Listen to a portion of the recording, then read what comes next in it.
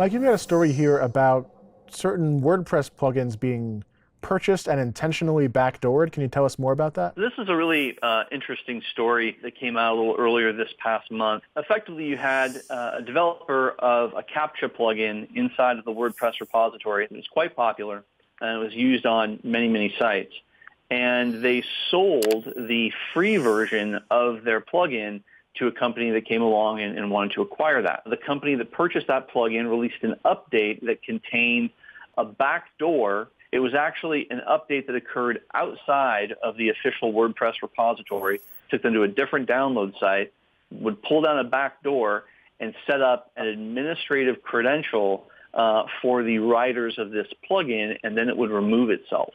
And this was done in order to allow the people who bought this plugin to include content into sites that would drive up search engine optimization results for payday loan businesses that they owned. So basically, someone backdoored a WordPress plugin in order to boost the ranking of their payday loan websites. It's the same plugin that people have been using for a while, and the owners have changed, and now the software fundamentally changes as well. I guess it's really buyer beware. One of the interesting parts about this was that they didn't actually get caught by any kind of technical giveaway.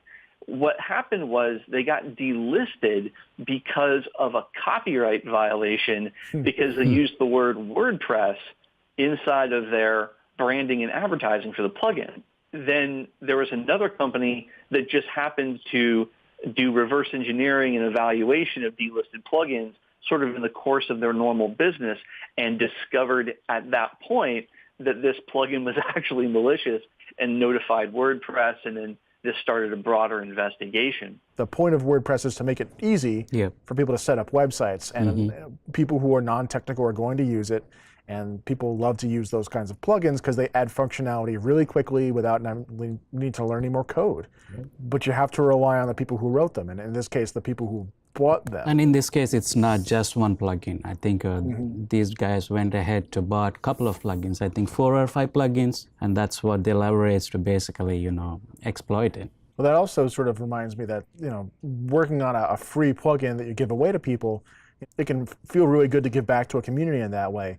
But at some point, if you're spending so much time that you're maintaining it and you kind of expect some return on it, right? Exactly. And if no one's going to pay for this plugin, selling it to somebody else may make a lot of sense. Yeah. It was a really interesting take on the supply chain problem, because what you see here is a legitimate developer who's established a pretext of trust, and that has been capitalized on by the acquiring entity, who then violates the WordPress terms of use by doing updates outside of the official repository and purposefully putting a backdoor into the product. So Mike, what can we do as developers, as citizens of the internet? How would you respond to this case? Making sure that you're doing your own due diligence for any kind of piece of software that you're bringing into your environment.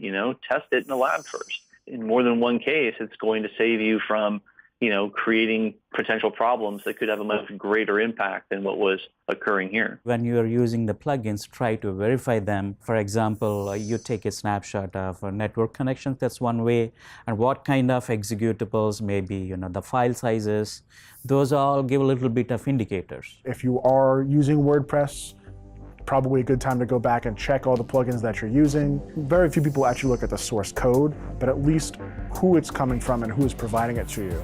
Something worth checking.